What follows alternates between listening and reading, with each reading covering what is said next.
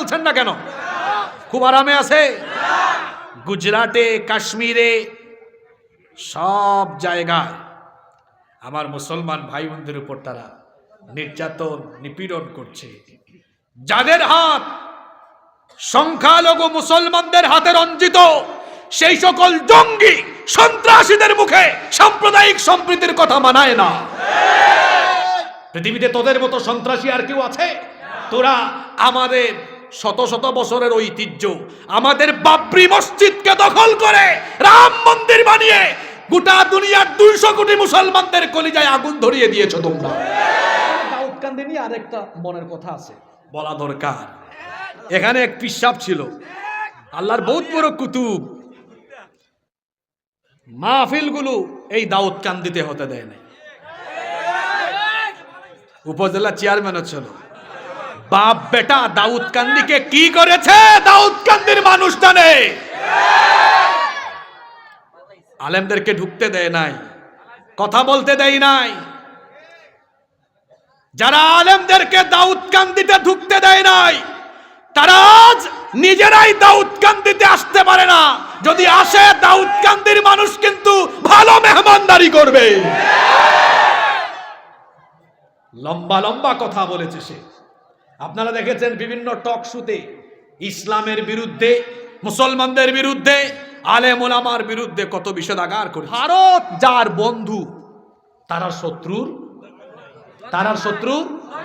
আচ্ছা, আপনারা বলেন, ওরা কি আমাদের সাথে বন্ধুত্বপূর্ণ কোনো আচরণ করে? ওরা আমার দেশের রুট নেয়, রেল নেয়, ট্রানজিট সুবিধা নেয়, সব নেয় না। কে বলছে দেয় না? দেয়। তারা আমাদেরকে, ওই যে ভাই বলে ফেলেছে আমি বলার আগে, তারা দেয়, আমাদেরকে দেয়। কি দেয়? সীমান্তে ফেলানির লাশ। তারা বাংলাদেশ থেকে নিতে জানে, কিন্তু বাংলাদেশের মানুষকে কোনো কিছু দিতে জানে না। বন্যার পানি আর সীমান্তে ফেলানির লাশ ছাড়া কিচ্ছু দিতে পারে না। এই হলো তাদের বন্ধুত্বের নমুনা। বাংলাদেশি ভাইরা এদিকে আসুক আর আমরা এদিকে আসি, পাটা পুতাইলের মাঝখানে থাকলে যা হয় তাই হবে। ভারতকে সতর্ক করছি, আবার দেশের মানচিত্রের উপরে কুনজর দিলে 14 কোটি মুসলমান প্রত্যেকে 10 গুণ ইমানি চেতনা নিয়ে তোমাদের উপর এমন ভাবে ঝাঁপিয়ে পড়বে, দিল্লির লাল কেল্লায় ইসলামের পতাকা উড়ায় দেওয়া হবে। তোমাদের মানচিত্র, আমাদের ইউনূস সাহেব বলেছেন 7 সিস্টার্স। আর আমি তো হোমওয়ার্ক দিয়ে গেছি, আগামীকাল সকালবেলা 64 আর আমি এই 64 65 থেকে বলে দিয়ে গেলাম। ইউনূস সাহেব বলেছেন 7 সিস্টারের কথা, আর আমি বলেছি গোটা ভারতবর্ষের কথা। 14 কোটি মুসলমান যদি ঐক্যবদ্ধ হয়ে যায়, আমাদের পূর্বপুরুষদের হারানো ঐতিহ্য আবার ফিরে আসবে। 750 বছর ভারতকে আমরা মুসলমানরা শাসন করেছি। আমাদের দিকে বাঁকা চোখে তাকালে হিন্দুস্তান আবারও মুসলমানদের দখলে চলে আসবে। ভয় পাবেন না আপনারা। কষ্ট হচ্ছে নাকি? বড় গোয়ালি, দাউদকান্দি তথা আমার প্রিয় কুমিল্লাবাসী, আপনারা সবাই কেমন আছেন? আলহামদুলিল্লাহ। আমাকেও আপনারা জিজ্ঞেস করেছেন, এজন্য আপনাদের প্রতি শুকরিয়া এবং কৃতজ্ঞতা জ্ঞাপন করছি।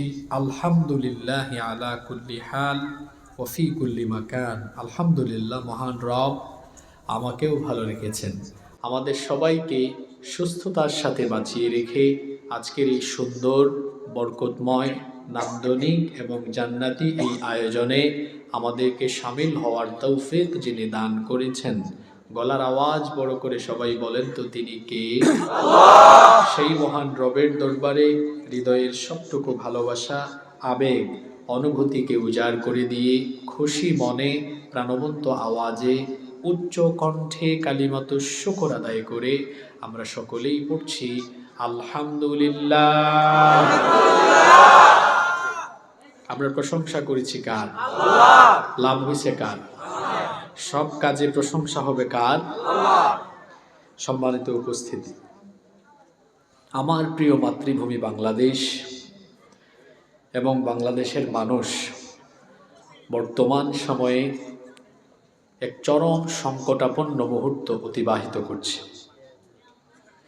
আমাদের দেশের স্বাধীনতা এবং সার্বভৌমত্ব নিয়ে যখন দেশ এবং দেশের বাহিরের শত্রু ছিনিমিনি খেলার অপচেষ্টা করছে, ঠিক সেই সময়ে আমরা কোরআনে কারীমের এই জান্নাতি বাগানে বসেছি।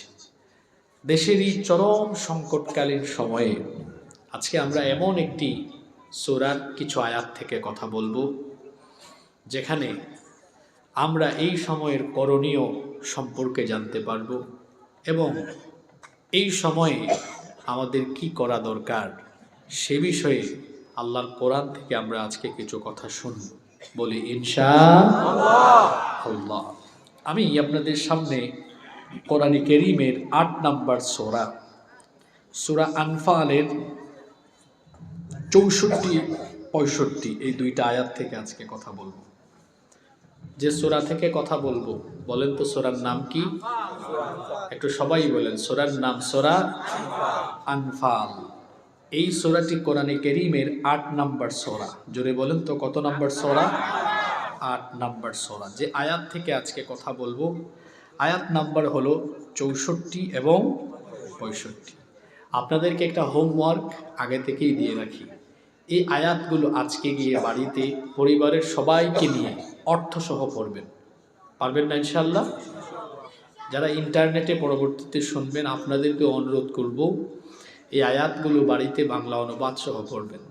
তখন আপনার মরা ঈমান, দুর্বল ঈমান আরো তাজা হয়ে যাবে ইনশাআল্লাহ। কোরআনে কারীম মানুষের ঈমানকে তাজা করে, ঈমানকে দুর্বল থেকে আরো শক্তিশালী করে। সুবহানাল্লাহ। চলেন আমরা কথা না বাড়িয়ে সরাসরি সওয়াবের নিয়তে কোরআনে কারীম থেকে তেলাওয়াত করি। শয়তানের ওয়াসওয়াসা থেকে পানাহ চেয়ে দয়াবান মেহেরবান আল্লাহর নামে আমরা শুরু করি। সওয়াবের নিয়তে সবাই আমার সাথে পড়তে পারবেন না ইনশাআল্লাহ? পড়েন আমার সাথে। আউযু বিল্লাহি মিনাশ শাইতানির রাজীম। বিসমিল্লাহির রাহমানির রাহিম। ইয়া আইয়ুহান নাবিয়্যু হাসবুকাল্লাহু ওয়া মান ইত্তাবা'আকা মিনাল মুমিনিন। শয়তানের ওয়াসওয়াসা থেকে আল্লাহর কাছে পানাহ চাচ্ছি। দয়াবান মেহেরবান পরম করুণাময় আল্লাহর নামে শুরু করছি। ইরশাদ হচ্ছে, ইয়া আইয়ুহান নাবিয়্যু, হে নবী, হাসবুকাল্লাহু ওয়া মান ইত্তাবা'আকা মিনাল মুমিনিন, আপনার জন্য এবং আপনার অনুসারী মুমিনদের জন্য যিনি যথেষ্ট, যিনি এনাফ, তিনি কে? আল্লাহ। আয়াতটা বোঝার চেষ্টা করেন। হে নবী, আপনি এবং আপনার অনুসারী মুমিনদের জন্য যিনি যথেষ্ট, তিনি কে? আল্লাহ। যার সাথে আল্লাহ আছেন তার সাথে আর কেউ না থাকলেও কোনো অসুবিধা নাই। আল্লাহ তাআলা কে? তিনি হচ্ছেন সর্বময় ক্ষমতার মালিক। তিনি যা ইচ্ছা তাই করতে পারেন। কোরআনে কারীমে তার পরিচয় দেওয়া হয়েছে, ফাআলুল লিমা ইউরিদ। তিনি যা চান, যেটা চান সেটাই করতে পারেন কি পারেন না? তিনি রাতকে দিন বানিয়ে দেন, দিনকে রাত বানিয়ে দেন। জীবিত মানুষকে তিনি মৃত্যু দেন, আবার মৃত মানুষকে তিনি জীবিত করেন। সাগরকে নগর বানিয়ে দেন, নগরকে তিনি সাগর বানিয়ে দিতে পারেন। তিনি চাইলে ক্ষমতা কেড়ে নিতে পারেন, আবার চাইলে কাউকে ক্ষমতা দিতে পারেন। এক কথায় সকল ক্ষমতার মালিক যিনি, তিনি কে? তিনি হলেন সব ক্ষমতার মালিক। নাকি সব ক্ষমতার মালিক আপনারা? যদিও আমাদের দেশে জনগণকে মাঝে মাঝে এক গ্রুপ পাম দেয়, তারা বলে সকল ক্ষমতার উৎস হলো জনগণ। তা আমিও তো জনগণ, আপনারাও তো জনগণ। সকল ক্ষমতার মালিক যদি আমরা হই, তাহলে আমাদের সর্দি হয় কেন, জ্বর হয় কেন, মাথা ব্যথা হয় কেন, ক্যান্সার হয় কেন, আলসার হয় কেন, এত রোগবালাই হয় কেন? যদি আমাদের ক্ষমতা থাকে, 3.5 হাত বডির উপরেই তো আমার ক্ষমতা চলে না, আমার নিয়ন্ত্রণ চলে না, আমি বুঝি আবার সকল ক্ষমতার মালিক। মূলত এটা হচ্ছে একটা সাংঘাতিক টাইপের পাম। এই পাম দিয়ে জনগণকে ফুলাইয়া জনগণের কাছ থেকে ভোট নেয়। আচ্ছা, ওদের কথা যদি আমি মেনে নেই, ওদের যুক্তি অনুযায়ী যদি জনগণই সকল ক্ষমতার মালিক হয়, তাহলে তো জনগণ যা চাইবে, যেটা চাইবে সেটা হওয়ার কথা। জনগণ যতক্ষণ চাইবে ততক্ষণ ক্ষমতায় থাকবে, না চাইলে ক্ষমতায় থাকবে না। তাদের যুক্তি অনুযায়ী এমনটাই তো হওয়ার কথা। কিন্তু জনগণকে সকল ক্ষমতার মালিক বানিয়ে জনগণের কাছ থেকে ভোট নিয়ে যদি ক্ষমতার চেয়ারে বসতে পারে, আর জনগণ যদি পড়ে বলে ক্ষমতার মালিক যেহেতু আমরা আপনাকে চাই না, এটা বললে দেখা যায় তখন তারা ক্ষমতার অপব্যবহার করে স্বৈরাচারী হয়ে উঠে জনগণের টাকায় কেনা গুলি, বুলেট জনগণের বুকের ভেতরে ঢুকাইয়া দেয়া, জনগণকে নির্বিচারে হত্যা করে, এই হলো তাদের আসল চরিত্র। তাহলে বোঝা গেল এটা সাংঘাতিক একটা পাম। এই কথার সাথে কাজের কোনো মিল। আসলে সব ক্ষমতার মালিক কে? আপনাদের বিশ্বাস হয়? আমরা তো ঈমানদার, আমাদের তো এটা বিশ্বাস হবেই। আর আমরা তো আল্লাহর উপর ভরসা করি। আল্লাহ কি বলেছেন? ওয়া'আলাল্লাহি ফালইয়াতাওয়াক্কালিল মুতাওয়াক্কিলুন। মুমিনরা ভরসা করবে কার উপরে? আল্লাহ বলছেন, নবী আপনি আর আপনার অনুসারী মুমিনরা যেন অভয় থাকে, নির্ভয় থাকে। কারণ তাদের সাথে কে আছেন? যার সাথে আল্লাহ আছেন, এই কথাটার শক্তি কতখানি বুঝেন। যার সাথে আল্লাহ আছেন তাদেরকে মোকাবেলা করার শক্তি পৃথিবীর কারো। ওই যে আমাদের জাতির পিতা, জাতির পিতা কে? দেখেন 15 বছর গুতা খাইয়া ঠিক মতো এটাও বলতে পারে না। জাতির পিতা কে? তিনি কি নিজে নিজে হয়েছেন? আল্লাহ তাআলা বললেন মিল্লাতা আবিকুম ইব্রাহিম, তোমাদের এই মিল্লাতের পিতা হলেন ইব্রাহিম।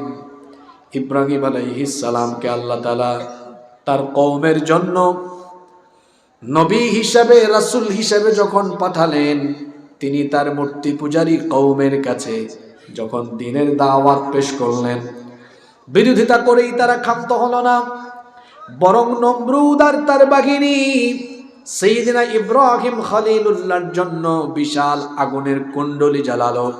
আগুনের কুণ্ডলী জ্বালিয়ে তারা তাকে চরকির মাধ্যমে যখন অগ্নিকুণ্ডে নিক্ষিপ্ত করার সব রকমের ব্যবস্থা করলো, তখন ফেরেশতা এসে বলল, হে ইব্রাহিম, আল্লাহর খলিল, আজ আপনি এক কঠিন পরীক্ষায় অবতীর্ণ হয়েছেন। নমরুদ আর তার দলবল আপনাকে আগুনের মধ্যে নিক্ষেপ করতে চায়। তারা আপনাকে আগুনে নিক্ষেপ করে হত্যা করতে চায়। আপনি বলেন, আপনি যদি চান নমরুদের এই বিশাল আগুনের কুণ্ডলীকে মুহূর্তের মধ্যে আমরা ধ্বংস করে দিতে পারবো, এই অগ্নিকুণ্ড নিভিয়ে দিতে পারবো। আল্লাহর খলিল সাইয়েদনা ইব্রাহিম আলাইহিস সালাম তিনি তখন বললেন, ফেরেশতা, তুমি যে আমাকে সাহায্য করার জন্য এসেছো, তুমি বলছো এই অগ্নিকুণ্ড থেকে আমাকে হেফাজত করবে, এটা কি আল্লাহ তোমাকে হুকুম করেছেন নাকি তুমি নিজে নিজে এটা বলতেছো? ফেরেশতা বললেন, আল্লাহ এখনো আমাকে হুকুম করেন নাই। ইব্রাহিম আলাইহিস সালাম বললেন, আল্লাহ যদি তোমাকে হুকুম না করেন তো তোমার মতো ফেরেশতার সাহায্য আমার দরকার নাই।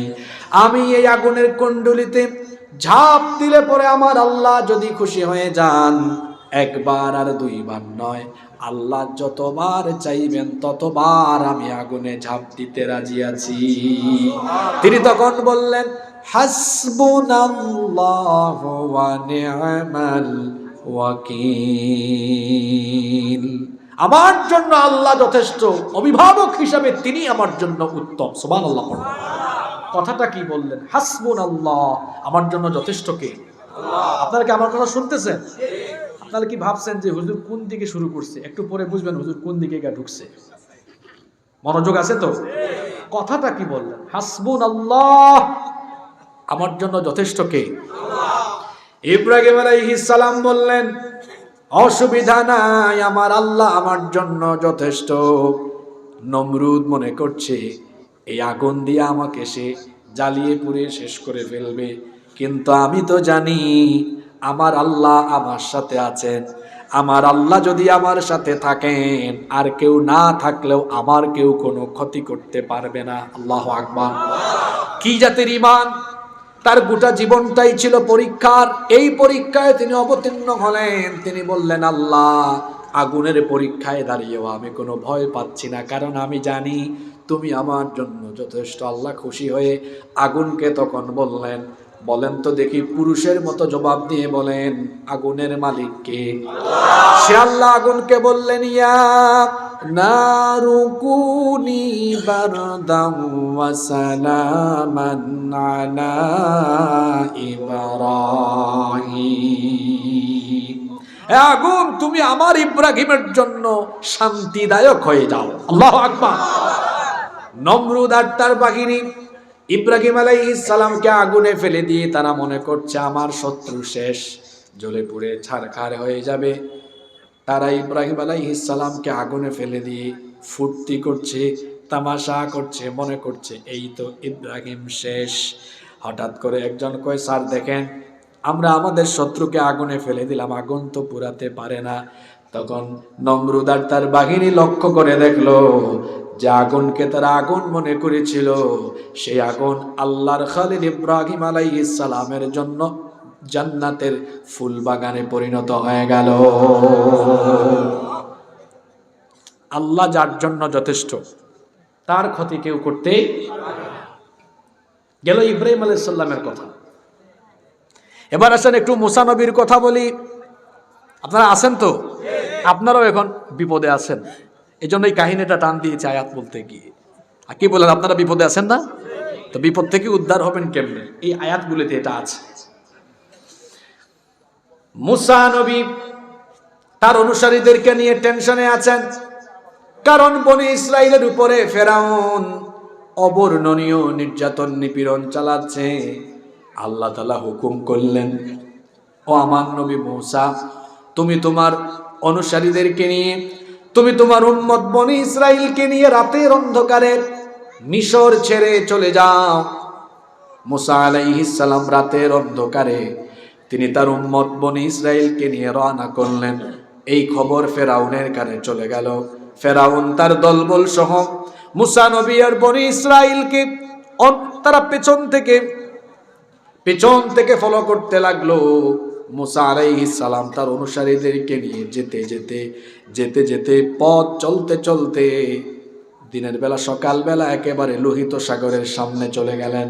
এখন তাদের সামনে সাগর, হঠাৎ করে দেখলেন পিছনে চলে এসেছে ফেরাউনের বাহিনী। সামনে সাগর, পিছনে ফেরাউনের বাহিনী। সামনে গেলেও মরণ, পিছনে গেলেও। বনি ইসরাইলের লোকেরা তখন মুসা নবীকে বলল, ও মুসা, কি বুঝে তুমি আমাদেরকে এখানে নিয়ে আসলা জানি না, এমন কঠিন মুসিবতে পড়ে গেলাম, সামনে গেলেও মরা লাগবে, পিছনে গেলেও মরা লাগবে, কোথায় আমাদেরকে নিয়ে আসলাম? সবাই হতাশ। সেই সময় মুসা নবী বললেন, কাল্লা ইন্না মাইয়া রাব্বি সায়াহদিন। কখনো নয়, ইন্না মাইয়া রাব্বি সায়াহদিন, নিশ্চয় আমার সাথে আমার রব আছেন। যেহেতু আমার সাথে আমাদের রব আছেন, সায়াহদিন, এই বিপদেও আমাদেরকে বিপদ থেকে উদ্ধারের রাস্তা যিনি দেখায় দিবেন তিনি কে? কি তাওয়াক্কুল! তিনি বলেন আল্লাহ যথেষ্ট। আল্লাহ কি যথেষ্ট ছিলেন না? আমি দুর্বল ইমানদার দেখতে পারি না, একটু সবল ইমানদারের মতো বলেন, আল্লাহ কি ফেরাউনের কি মোকাবেলা করেন নাই? টিকতে পেরেছে? ফেরাউন তার দলবল সহ সবগুলাকে আল্লাহ নাকানি চুবানি খাওয়ায়া লোহিত সাগরে শেষ করে দিয়েছেন, ঠিক কি না? শেষ।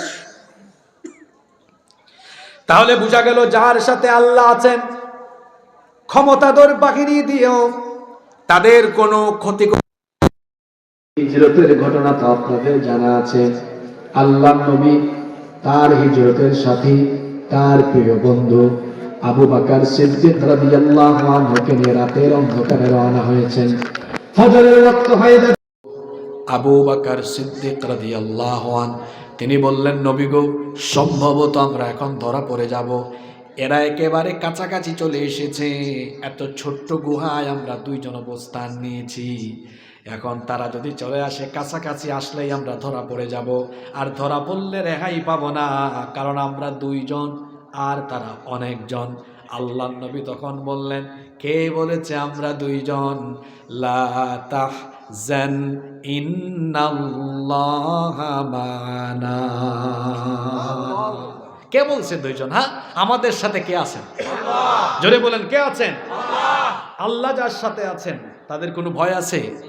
যাদের হৃদয়ে আছে আল্লাহর ভয়, তারা কভু পথ ভুলে যায় না। আল্লাহর প্রেম ছাড়াই দুনিয়ায় কারো কাছে কোনো কিছু চায় না, কারো কাছে কোনো কিছু চায় না। আল্লাহু আকবার। নবীজি বললেন, আবু বকর চিন্তা করো কেন? তুমি ভাবছো আমরা মাইনরিটি আর তারা মেজরিটি, আমরা কম তারা বেশি। না, আমরাই মেজরিটি, আমরাই সংখ্যাগরিষ্ঠ, কারণ আমাদের সাথে আছেন কে? আল্লাহ। বলবেন হুজুর আপনি কোন টাইমে কোন আয়াত তিলাওয়াত করলেন, কারণটা কি? আমাদের পাশের দেশ আমাদেরকে ভয় দেখায় এখন, বলে আমরা 130 কোটি, মিলিটারি বেশি, পপুলেশন বেশি, সবকিছু আমাদের আছে। আমরা তাদেরকে বলবো তোমাদের সব আছে, কিন্তু একটা জিনিস তোমাদের নেই যেটা আমাদের আছে। আমাদের ঈমান আছে, তোমাদের ঈমান নাই। আর ঈমানদারদের সাথে আল্লাহ আছেন, যাদের সাথে আল্লাহ আছেন, অস্ত্র শস্ত্র পপুলেশন দিয়ে তাদেরকে মোকাবেলার শক্তি সামর্থ্য পৃথিবীর কালো না।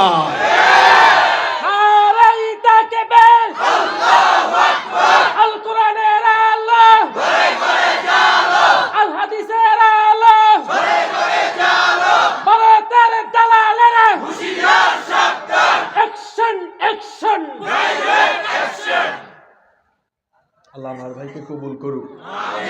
মনে মনে চিন্তা করতেছি আমি দুই আয়াতের আলোচনা করব। আমার ভাই এক আয়াতেই বসা থেকে দাঁড়াই গেছেন, তো পরের আয়াত তো আরো ডেঞ্জারাস, আপনি এবার লাফ মাইরেন না। এখনো প্রথম আয়াতটা পড়েছি, দ্বিতীয় আয়াতে আপনাদের জন্য আরো উৎসাহ উদ্দীপনামূলক কথা আছে। সুবহানাল্লাহ।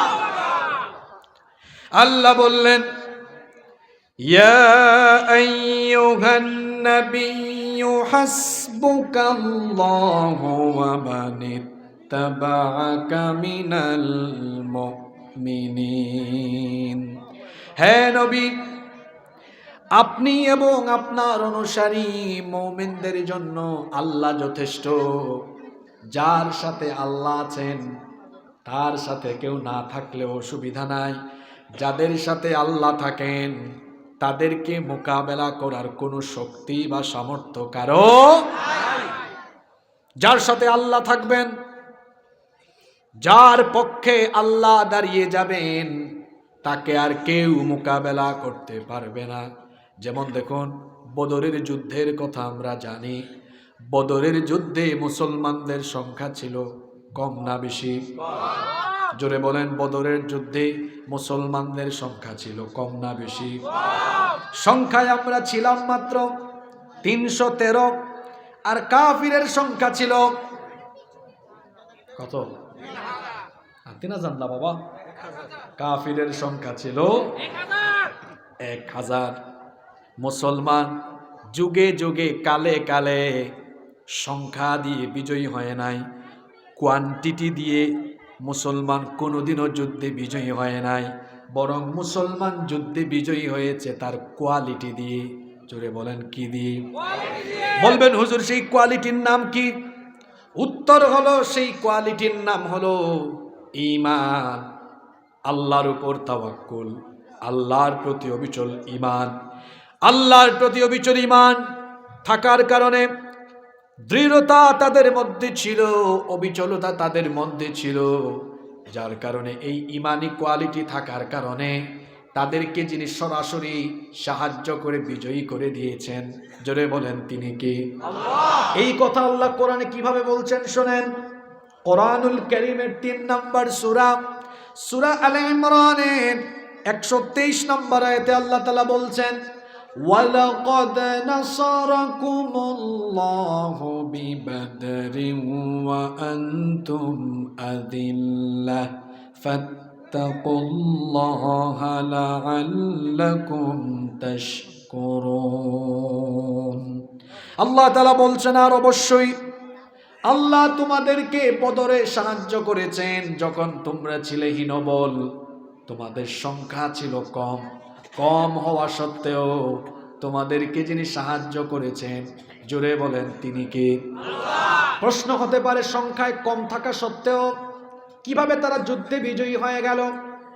সংখ্যায় কম থাকা সত্ত্বেও তারা এই কারণে বিজয়ী হয়েছিল যে তাদের মধ্যে কোয়ালিটি ছিল। কাফেরদের ছিল কোয়ান্টিটি আর ইমানদারদের ছিল কোয়ালিটি। এই আলফা জেনারেশনের কিছু বাচ্চা কাচ্চা আছে, কথা বলিও না, আর জেনজির ছেলেরাও শোনো। কাফিরদের কোয়ান্টিটি ছিল বেশি, কাফিরদের ছিল কোয়ান্টিটি, আর মুসলমানদের ছিল কোয়ালিটি। কোয়ান্টিটি দিয়ে কিন্তু বিজয়ী হওয়া যায় না, কোয়ালিটি দিয়ে বিজয়ী হওয়া যায়। 1000 সেনাবাহিনী, এরা কারা? এরা প্রশিক্ষণ প্রাপ্ত, প্রত্যেকেই প্রশিক্ষিত যোদ্ধা। শুনতেছেন? প্রত্যেকেই প্রশিক্ষিত ট্রেনিং প্রাপ্ত যোদ্ধা। এরা কারা? প্রত্যেকের হাতে অস্ত্র শস্ত্র, অস্ত্রে শস্ত্রে তারা সজ্জিত, অস্ত্রে শস্ত্রে তারা সজ্জিত।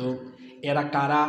যাদের কাছে বাহনের অভাব নাই, উট বেশি, ঘোড়া বেশি, সব কিছুই বেশি। আমি যদি সংক্ষেপে বলি, তাদের সৈন্যবল, অর্থবল, জনবল, অস্ত্রবল সব কিছু তাদের বেশি। পক্ষান্তরে বিপরীত দিকে মুসলমানের 313 জন, এদের কারো যুদ্ধের কোনো ট্রেনিং, জোরে বলেন যুদ্ধের কোনো ট্রেনিং নাই। অস্ত্র শস্ত্র খুব একটা বেশি, অস্ত্র বেশি নাই, সৈন্য বেশি নাই, ট্রেনিং নাই, ঘোড়া কম, উটও কম, এদের সব কিছু কম। মুসলমানদের সব কিছু, শুনতেছেন? মুসলমানদের সব কিছু কম, ঘোড়া কম, উট কম, ট্রেনিং কম, ট্রেনিং তো নাই। তারপরে তাদের অস্ত্র শস্ত্র কম, সংখ্যাও কম। আর এইদিকে কাফিরদের অস্ত্র বেশি, প্রশিক্ষণ বেশি, উট বেশি, সৈন্য বেশি, ঘোড়া বেশি, সব কিছু বেশি বেশি। কিন্তু যুদ্ধে ইমানদার বিজয়ী না বেঈমান কাফির বিজয়ী? প্রশ্ন হলো, এই ইমানদার সব কিছু কম থাকা সত্ত্বেও তারা বিজয়ী হলো কেন? বিজয়ী হয়েছে তাদের ঈমান ছিল তাজা ঈমান, ঈমানি চেতনা ছিল সাংঘাতিক, কোয়ালিটি ছিল। কোয়ান্টিটি দিয়ে বিজয়ী হওয়া যায় না। বলবেন হুজুর কোয়ালিটিটা কেমন ছিল? তো শুনেন, হাদিস থেকে শোনাই কোয়ালিটি কেমন ছিল। এই হাদিসটি বুখারী শরীফের মধ্যে এসেছে, শুনতেছেন আপনারা? বুখারী শরীফের হাদিস। আল্লাহর নবী 313 জনের ক্ষুদ্র এই বাহিনী নিয়ে বদরের ময়দানে হাজির। কাফিরের সংখ্যা 1000। আল্লাহর নবী দুশ্চিন্তায় পড়ে গেলেন, আমার মাত্র 313 জন, অন্যদিকে কাফিররা 1000 প্রশিক্ষিত সেনাবাহিনী নিয়ে এসেছে। আবার যুদ্ধের ময়দানে যারা মুখামুখি, যুদ্ধটা বড় কঠিন, কারণ এখানে মুখোমুখি বাপ বেটা, বাপ ছেলে, চাচা ভাতিজা, আপনজনের মুখোমুখি। কারণ বদরের সময় অবস্থা এমন ছিল, ছেলে ইসলাম কবুল করেছে কিন্তু বাবা করে নাই, চাচা ইসলাম কবুল করে নাই, ভাতিজা কবুল করেছে। তাহলে বাপ বেটা মুখামুখি, চাচা ভাতিজা। আপনারা বুঝতেছেন বিষয়টা? যেটা সহজ না, খুব জটিল। হ্যাঁ, সহজ কেমনে? হ্যাঁ, বাপ ছেলের বিরুদ্ধে তলোয়ার ধরবে, এটা সহজ না কঠিন? ভাই ভাইয়ের বিরুদ্ধে, চাচা ভাতিজার, এটা খুব কঠিন। আল্লাহ নবী চিন্তা করছেন, আজ যদি আমার সাহাবীদের অন্তরে ইমানি চেতনার চাইতে আত্মীয়তার চেতনায় টান মারে বেশি, তাইলে যুদ্ধে পরাজয় হয়ে যেতে পারে। আল্লাহ নবী দুশ্চিন্তাগ্রস্ত। একজন সাহাবী নাম হলো মিকদাদ বিন আমর। তিনি আল্লাহ নবীর এই পেরেশানি বুঝতে পারলেন। শুনেন কোয়ালিটি কেমন ছিল, বুখারীর হাদিস। ফাকামাল মিকদাদ রাদিয়াল্লাহু আনহু দাঁড়িয়ে গেলেন, দাঁড়িয়ে বললেন, ইমদি লিমা আরাকাল্লাহ ফানাহনু মাআক। ওগো আল্লাহর রাসূল, বুঝতে পেরেছি আপনি টেনশন করছেন, টেনশন করবেন না। আল্লাহ যেদিকে আদেশ দিয়েছেন আপনি আমাদেরকে নিয়ে চলুন। ফানাহনু মাআক, আমরা আপনার সাথে থাকব। ওয়াল্লাহি, আল্লাহর কসম, লা নাকুলু লাকা কামা ক্বালাত বানু ইসরাঈল লিমূসা। আল্লাহর কসম, বনি ইসরাইলের লোকেরা মুসা নবীর সাথে যুদ্ধে গিয়ে যে বেয়াদবি করেছিল, আমরা সেরকম বেয়াদবি করব না। মুসা নবীর উম্মত মুসা নবীর সাথে যুদ্ধের ময়দানে গিয়ে মুসা নবীকে বলল, মুসা ইযহাব আনতা ওয়া রাব্বুকা ফাকাতিলা ইন্না হাহুনা কাঈদুন। তুমি আর তোমার আল্লাহ শত্রুদের বিরুদ্ধে, কাফিরদের বিরুদ্ধে যুদ্ধ করো, আমরা যুদ্ধ করব না, আমরা এখানে আছি দর্শক হিসাবে, আমরা বসে বসে দেখব। মিকদাদ রাদিয়াল্লাহু আনহু বললেন, আমরা ওই বনি ইসরাইলের লোকদের মতো এমন অধ্যতপূর্ণ বেয়াদবিপূর্ণ আচরণ করব না।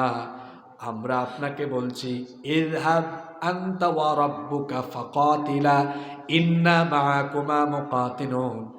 আল্লাহ যেদিকে আদেশ করেছেন সেদিকে আমাদেরকে নিয়ে চলুন। যতক্ষণ আমাদের নিঃশ্বাস থাকবে, দেহে প্রাণ থাকবে, ততক্ষণ আমরা আল্লাহ আর রাসূলের জন্য লড়াই করে যাব।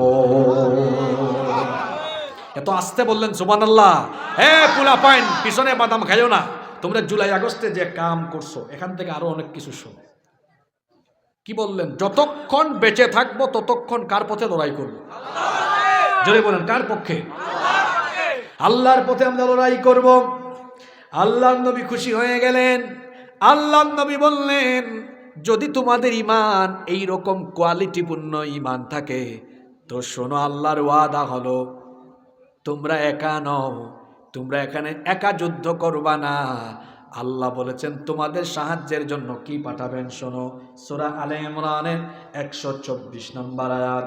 ইয তাকুলু লিল মুমিনিনা আলাই ইয়াকফিয়াকুম আইয়ুমিদ্দাকুম রাব্বুকুম বিসালাসাতি আলাফিম মিনাল মালাইকাতি মুনজালিন।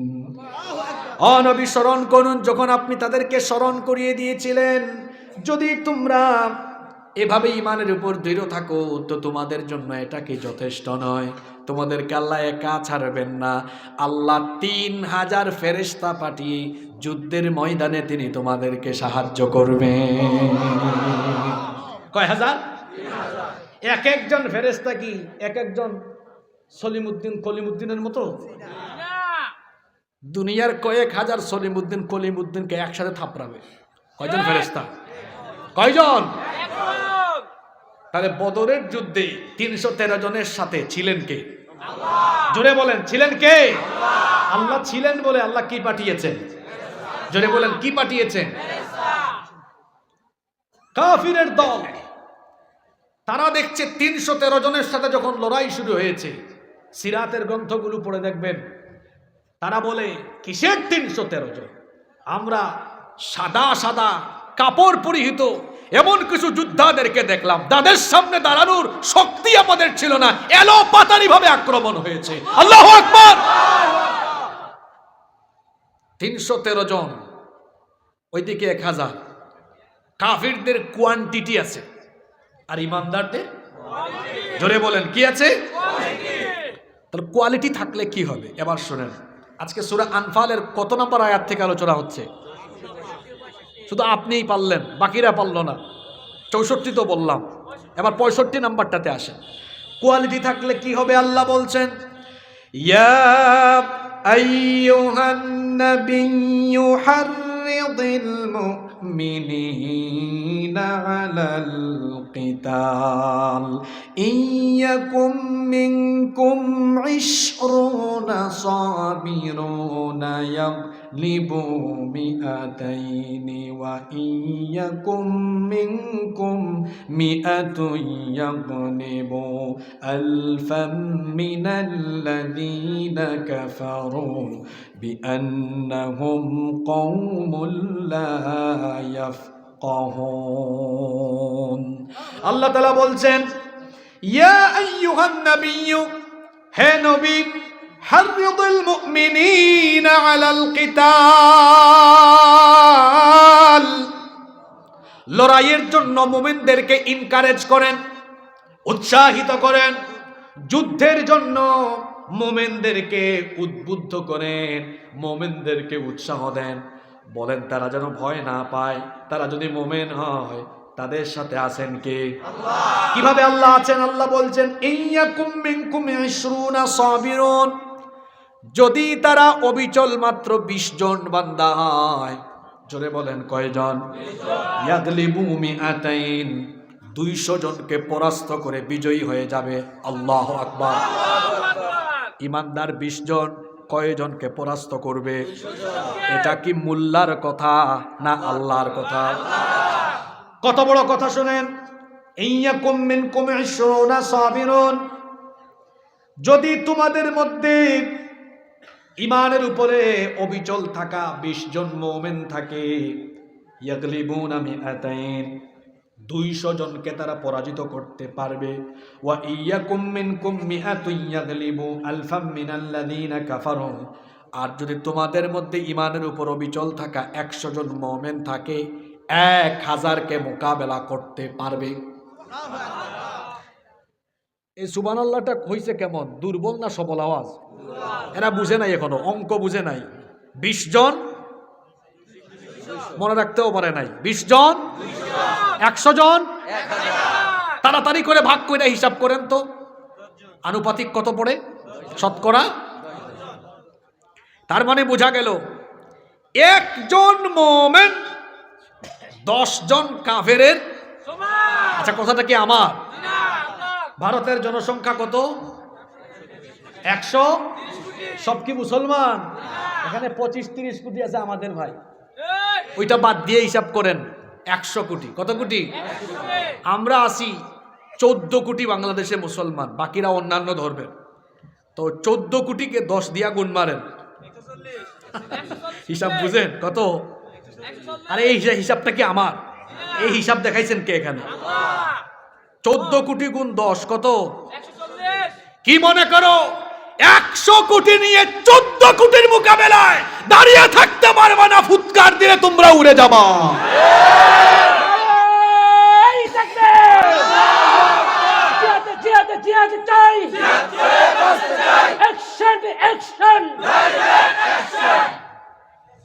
আচ্ছা, ওই 30 কোটির হিসাব তো আনলাম না এখন। এই 30 কোটি বলবে গুজরাটে, সিকিমে, হায়দ্রাবাদে, কাশ্মীরে বহুত কাম করছো, এবার বাংলাদেশি ভাইরা এদিকে আসুক আর আমরা এদিকে আসি। পাটা পুতাইলের মাঝখানে থাকলে যা হয় তাই হবে। ভারতকে সতর্ক করছি, আবার দেশের মানচিত্রের উপরে কুনজর দিলে 14 কোটি মুসলমান প্রত্যেকে 10 গুণ ইমানি চেতনা নিয়ে তোমাদের উপর এমন ভাবে ঝাঁপিয়ে পড়বে, দিল্লির লাল কেল্লায় ইসলামের পতাকা উড়িয়ে দেওয়া হবে। তোমাদের মানচিত্র, আমাদের ইউনূস সাহেব বলেছেন 7 সিস্টার্স, আর আমি তো হোমওয়ার্ক দিয়ে গেছি, আগামীকাল সকালবেলা 64 আর আমি এই 64-65 থেকে বলে দিয়ে গেলাম। ইউনূস সাহেব বলেছেন 7 সিস্টারের কথা, আর আমি বলেছি গোটা ভারতবর্ষের কথা, 14 কোটি মুসলমান যদি ঐক্যবদ্ধ হয়ে যায়, আমাদের পূর্বপুরুষদের হারানো ঐতিহ্য আবার ফিরে আসবে। 750 বছর ভারতকে আমরা মুসলমানরা শাসন করেছি। আমাদের দিকে বাঁকা চোখে তাকালে হিন্দুস্তান আবারও মুসলমানদের দখলে চলে আসবে। ভয় পাবেন না আপনারা। কষ্ট হচ্ছে নাকি? আয়াত কোন দিক থেকে কোন দিকে ঢুকছে বুঝতে পারছেন? 5ই আগস্টের পরাজিত শক্তি বসে নেই। এখানে আমার ছাত্র, তরুণ যুবক ভাইরা এসেছে, তাদের প্রতি অনেক কথা আছে। আপনাদের দাউদকান্দি নিয়ে আরেকটা মনের কথা আছে, বলা দরকার। এখানে এক পিসাব ছিল, আল্লাহর বহুত বড় কুতুব। মাহফিলগুলো এই দাউদকান্দিতে হতে দেয় না। উপজেলা চেয়ারম্যানও ছিল। বাপ বেটা দাউদকান্দিকে কি করেছে? দাউদকান্দির মানুষ জানে। আলেমদেরকে ঢুকতে দেয় নাই, কথা বলতে দেয় নাই। যারা আলেমদেরকে দাউদকান্দিতে ঢুকতে দেয় নাই, তারা আজ নিজেরাই দাউদকান্দিতে আসতে পারে না। যদি আসে, দাউদকান্দির মানুষ কিন্তু ভালো মেহমানদারি করবে। লম্বা লম্বা কথা বলেছে সে। আপনারা দেখেছেন বিভিন্ন টক শোতে ইসলামের বিরুদ্ধে, মুসলমানদের বিরুদ্ধে, আলেম ওলামার বিরুদ্ধে কত বিষেধাগার করেছে। চিনছেন তো আপনাদের কুতুবকে?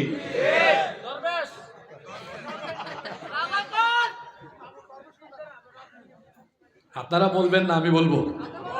আমারে বলতে দিবেন তো? ঘুমায় গেছেন নাকি? খারাপ লাগে? ভালো লাগে?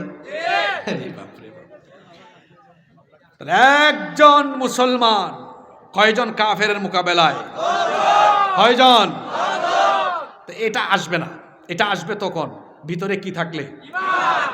যার ভিতরে ঈমান নাই, ও কাপাকাপি করে। যে আল্লাহকে ভয় করে তাকে তামাম দুনিয়া ভয় করে, আর যে আল্লাহকে ভয় করে না তাকে সবাই ভয় দেখাতে পারে। তারা মনে করছে আমরা তাদের সেবা দাস। গত 15 বছর তারা বাংলাদেশকে তাদের অঙ্গরাজ্যের মতো ব্যবহার করেছে। তাদের সেবা দাসদেরকে, তাদের গোলামদেরকে এই দেশে ক্ষমতায় মসনদে বসিয়ে রেখে তারা বাংলাদেশকে লুটে পুটে চেটে পুটে খেয়েছে। আমার দেশের বিদ্যুৎ যদি ভারত থেকে আমদানি করতে হয়, বাংলাদেশের মানুষ কত বিপদে পড়বে। এই ছাত্ররা শোনো, তোমাদের উদ্দেশ্যে এগুলা বলি। আমার বুড়া বাবারা এগুলা না বুঝতে হবে, তোমাদেরকে বুঝতে হবে। শত্রুর হাতে কখনো দেশের গুরুত্বপূর্ণ জিনিস তুলে দিতে নাই। আচ্ছা বলেন তো, আমাদের দেহের এই শরীরের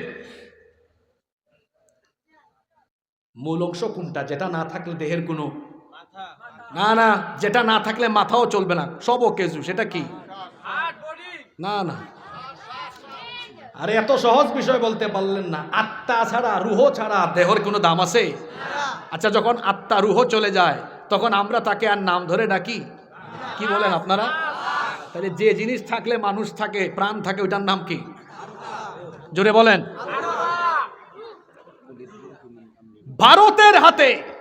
ভারতের সাথে বিদ্যুৎ বিষয়ে কোনো চুক্তি করে বিদ্যুৎ তাদের কাছ থেকে আমদানি করা মানে হলো রূহ কারো কাছে দিয়ে দিলে যেমন তার হাতে কন্ট্রোল থাকে, ঠিক তেমনি বিদ্যুৎ কারো কাছে দিয়ে দিলে ওই দেশও তার কাছে দায়বদ্ধ থাকে। বলুন হুজুর, এই কথাটা কেন বললেন? কারণ বিদ্যুৎ হলো একটা দেশের, রাষ্ট্রের সভ্যতার প্রাণ। আপনার দেশের অফিস আদালত, কলকারখানা, ফ্যাক্টরি, ইন্ডাস্ট্রি সবকিছু কিসে চলে? জোরে বলেন, কিসে চলে? ওইটা দিয়ে থুইলেন ওখানে, কি কাম করবে বুঝতে পারছেন তো? এজন্য আমরা সব সময় বলি এই কথা, ভারত যার বন্ধু তারা শত্রুর।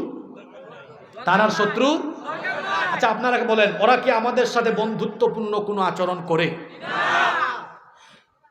ওরা আমার দেশের রুট নেয়, রেল নেয়, ট্রানজিট সুবিধা নেয়, সব নেয়, না, কে বলছে দেয় না?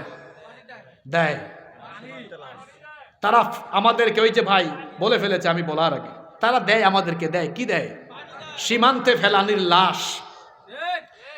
তারপরে শুকনা মৌসুমে আমাদেরকে পানি দেয় না, বর্ষা মৌসুমে বন্যা উপহার দেয়। দেখেছেন তো এবার কুমিল্লা নোয়াখালীর অবস্থা। তারা বাংলাদেশ থেকে নিতে জানে, কিন্তু বাংলাদেশের মানুষকে কোনো কিছু দিতে জানে না। বন্যার পানি আর সীমান্তে ফেলানির লাশ ছাড়া কিচ্ছু দিতে পারে না। এই হলো তাদের বন্ধুত্বের নমুনা। আজ তারা মরিয়া হয়েছে, দেখেন না, পাগল হয়ে গিয়েছে। কি করছে 5 তারিখের পর থেকে?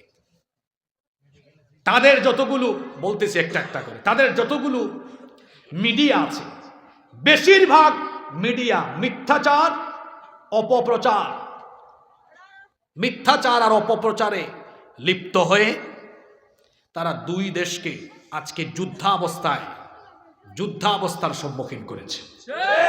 5 আগস্টের পর থেকে এখন পর্যন্ত তারা প্রতিদিন তাদের মিডিয়াতে প্রচার করেছে বাংলাদেশে হিন্দুদের ঘরবাড়ি শেষ। ঘটনা কি সত্য? এই দেশে হিন্দুরা অন্যান্য ধর্মের সবাই জামাইয়া ধরে আছে। কথা ঠিক না বেঠিক? তারা বলে বাংলাদেশের সাম্প্রদায়িক সম্প্রীতি শেষ। ব্যাককলের দল, ভূতের মুখে। আমি বলি কি, সুখে থাকতে ভূতে কিলা। এদেশে হিন্দুরা জামাইয়া ধরে আছে, আর তারা বলে এদেশে নাকি সাম্প্রদায়িক সম্প্রীতি নষ্ট হয়ে গিয়েছে। তোদের মুখে সাম্প্রদায়িক সম্প্রীতির কথা মানায় না, কারণ পৃথিবীতে তোদের মতো জঙ্গি আর সন্ত্রাসী আর কেউ নাই।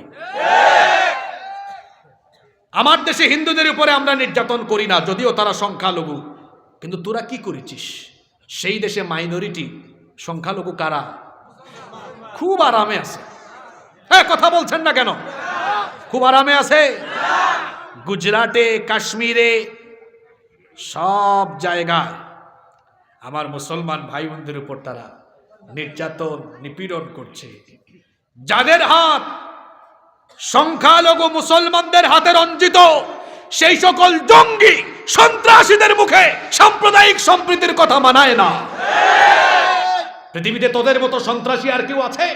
তোরা আমাদের শত শত বছরের ঐতিহ্য, আমাদের বাবরি মসজিদকে দখল করে রাম মন্দির বানিয়ে গোটা দুনিয়ার 200 কোটি মুসলমানদের কলিজায় আগুন ধরিয়ে দিয়েছো তোমরা। আমরা কি বাংলাদেশে কোনো মন্দির দখল করেছি? আমরা এটা করি না, করব না, কারণ আমাদের দিন ইসলাম, আমাদের কিতাব কোরআন আমাদেরকে এই শিক্ষা দেয় না। এই মিডিয়া অপপ্রচার করতে করতে এখন তারা কোন পর্যায়ে আছে আপনারা দেখবেন। ইন্ডিয়ান একটা চ্যানেল আছে, রিপাবলিক বাংলা। এক সাংবাদিক নামের মারাত্মক সাংঘাতিক ময়ূখ রঞ্জন, ও দেখবেন ব্যাঙ যেমন লাফায় সেও তেমন লাফায়। ইদানিংকালে দেখা যাচ্ছে যে ডিসপ্লেতে বাংলাদেশের মানচিত্র এনে বলে এই যে এই যে এই যে এই যে বাংলাদেশে একটা চিকেন নেক আছে, এই ফেনীর অপোজিটে ওইটা চট্টগ্রাম, এটাকে যদি আমরা দখল করতে পারি, হ্যাঁ রে, এই চট্টগ্রাম তোর বাপ দাদার নাকি? একটু আয় না, চট্টলা সহ বাংলাদেশের 20 কোটি জনগণ তোদেরকে উত্তম মেহমানদারির জন্য প্রস্তুত আছে। কই চট্টগ্রাম, সিলেট আর রংপুর। আমার বাড়ি কোথায়? আইসা দেখ, আমরা শাহজালালের উত্তরসূরি। তোদের বাপ দাদা গৌর গোবিন্দকে আমার উত্তরসূরি শাহজালাল রহমতুল্লাহ আলাই 360 জন নিয়ে যে কামটা করেছে, আজ শাহজালাল রহমতুল্লাহ আলাইহের কোটি উত্তরসূরি সিলেটের জমিনে আছে, উত্তম মেহমানদারির জন্য প্রস্তুত আছে। আর এর সাথে তো কুমিল্লার মানুষও। আপনারা আমাদের প্রতিবেশী হিসাবে থাকবেন না? এগুলা বোনাস, এগুলা কি? আর আমাদেরগুলা মূলধন। মূলধন আর বোনাস মিলে যা হয় দেখা যাবে পরে। ব্রাহ্মণবাড়িয়া তো মাঝখান দিয়ে আছে, হেরা কথা কয় পরে লাগায় দেয়। তারা তো খুব নাম করা বাংলাদেশে। এখানে ব্রাহ্মণবাড়িয়ার কেউ আছে নাকি? সম্মানিত ভাইয়েরা, এখন তারা ইসকন দিয়ে বাংলাদেশকে অস্থিতিশীল করার চেষ্টা করছে। কষ্ট হচ্ছে নাকি আপনাদের? আমি যে কথাগুলো বলতেছি আপনারা কি বেজার? ইসকন এটা কি? এটা একটা জঙ্গি সংগঠন। বিশ্বের অনেকগুলো দেশে এই ইসকনের কার্যক্রম সম্পূর্ণ। কোন কোন দেশ? Malaysia, Singapore, Indonesia, Saudi Arab, Turkmenistan, Kazakhstan, Uzbekistan, Afghanistan, Pakistan সহ বিশ্বের অন্তত 10 থেকে 12টি দেশে ইসকন নিষিদ্ধ। আরো অনেকগুলো দেশে এরা ওই দেশের সরকারের কঠোর নজরদারিতে আছে। শুধুমাত্র ভারত, ইউরোপ, আমেরিকার কিছু দেশে এরা কার্যক্রম ওপেনলি চালাতে পারে। একটা আশ্চর্যের কথা শোনাই আপনাদেরকে। এই ইসকনের হেডকোয়ার্টার হলো পশ্চিমবঙ্গের নদিয়া জেলার মায়াপুরে। কিন্তু এই সংগঠন প্রতিষ্ঠা ভারতে হয়নি, হয়েছে মার্কিন যুক্তরাষ্ট্রের নিউ ইয়র্কে। এই সংগঠন যে প্রতিষ্ঠা করেছে তার নাম হলো অভয় চরণারবিন্দ ভক্তি বেদান্ত স্বামী প্রভুপাদ। কি লম্বা নাম তার! এই যে তার নামে স্বামী প্রভুপাদ আছে, লাস্টে প্রভুপাদ। এই প্রভুপাদের পাদ অংশ বাদ দিয়ে ওই প্রভু অংশ তার অনুসারীরা ওখান থেকে ধার করে ওই দিকে নিসবত করেছে। এজন্য দেখবেন তার অনুসারীদের অনেকের নামের শেষে প্রভু আছে। এই যেটারে ধরছে যে জঙ্গিকে, এর নামের শেষেও আছে চিন্ময় প্রভু। ওই যে প্রভুপাদের পাদ বাদ দিয়ে রাখছে কি? তো ইসকনের পুরা নাম হলো international society for Krishna consciousness, যার বাংলা হলো আন্তর্জাতিক কৃষ্ণ ভাবনামৃত সংঘ। এদের মূল চেতনা হলো পৃথিবীকে মুসলমান মুক্ত করো। তাদের কাছে প্রাণী হত্যা মহাপাপ, কিন্তু মানুষ হত্যা মহাপুণ্যের কাজ। গুজরাটে, হায়দ্রাবাদে, সিকিমে, কাশ্মীরে কি করেছে আপনাদের জানা আছে? হে রে ইসকনওয়ালা, তোরা কি বাংলাদেশকে গুজরাট ভেবেছিস? এটা গুজরাট নয়, সিকিম, হায়দ্রাবাদ বা কাশ্মীর নয়। এখানে যদি আরএসএস আর ইসকনের গুন্ডারা গুন্ডামি করতে চায়, 20 কোটি মুসলমান এর দাঁত ভাঙা জবাব দিবে। এরা যে সন্ত্রাসী, এদের কার্যক্রমে প্রমাণ হয়েছে। চট্টগ্রামে আমার ভাই অ্যাডভোকেট সাইফুল ইসলাম আলিফকে কুপিয়ে কুপিয়ে যারা নির্মমভাবে হত্যা করেছে, এই ভিডিও ফুটেজ আপনারা দেখেছেন। এদেরকে কি মানুষ বলা যায়? এরা জঙ্গি। এরা কি? এরা জঙ্গি, এরা সন্ত্রাসী। আমরা সরকারকে বলবো, আইন শৃঙ্খলা বাহিনীর মাধ্যমে দ্রুত প্রত্যেকটি আসামিকে গ্রেফতার করে দ্রুত ট্রাইব্যুনালে বিচার সম্পন্ন করে প্রত্যেক আসামিকে ফাঁসির কাস্টে ঝুলাতে হবে। এবং এই জঙ্গি তৎপরতায়, সন্ত্রাসী কাজে লিপ্ত থাকার কারণে এই ইসকন নামক সন্ত্রাসী সংগঠনকে বাংলাদেশে অবশ্যই নিষিদ্ধ করতে হবে। যদি কোনো রাজনৈতিক দল ইসকনের পক্ষে সাফাই গায়, বাংলাদেশের জনগণ এই দেশে তাদের রাজনীতি কেমনে করে সেটা বাংলাদেশের মানুষ দেখে দিবে। সম্মানিত ভাইয়েরা, এরা এত খারাপ, এত বড় জঙ্গি। আগরতলায় আমাদের বাংলাদেশি উপ হাই কমিশনে তারা হামলা চালিয়েছে। একটা দেশের উপ হাই কমিশনে হামলা চালানো মানে ওই দেশের অস্তিত্বের উপরে হামলা করা। তারা তাদের দেশে কূটনৈতিক নিরাপত্তা পর্যন্ত দিতে পারে না। পশ্চিমবঙ্গের মুখ্যমন্ত্রী মমতা ব্যানার্জি আর উগ্রপন্থী কিছু হিন্দু নেতারা বলতেছে যে বাংলাদেশে জাতিসংঘের শান্তিরক্ষী পাঠানো দরকার, হিন্দুরা সব শেষ। আমরা বলবো, বাংলাদেশে হিন্দুরা জামাই আদরে আছে, এখানে শান্তিরক্ষী পাঠাতে হবে না। ভারতবর্ষে এতটাই সন্ত্রাসী আর জঙ্গির আস্তানা বেড়েছে, কূটনীতিকরা নিরাপদে নাই, বরং জাতিসংঘের উচিত তাড়াতাড়ি শান্তিরক্ষী ভারতে পাঠানো। আর নরেন্দ্র মোদী শাসিত আরএসএস এর গুন্ডা দ্বারা নিয়ন্ত্রিত ভারতের বিজেপি সরকার যদি বাংলাদেশের দিকে বাঁকা চোখে তাকায় বা কোনো ধরনের সামরিক তৎপরতা, সামরিক অভিযান চালানোর কোনো প্রকার অপচেষ্টা করে, আমরা বলবো এই বাংলাদেশের 20 কোটি জনগণ দেশের স্বাধীনতা, সার্বভৌমত্ব রক্ষায় কেউ ঘরে বসে থাকবে না। প্রত্যেকে ইমানের চেতনায় বলিয়ান হয়ে দেশ রক্ষায় এই যুদ্ধে ঝাঁপিয়ে পড়ার জন্য আনন্দের সাথে সবাই প্রস্তুত থাকবে।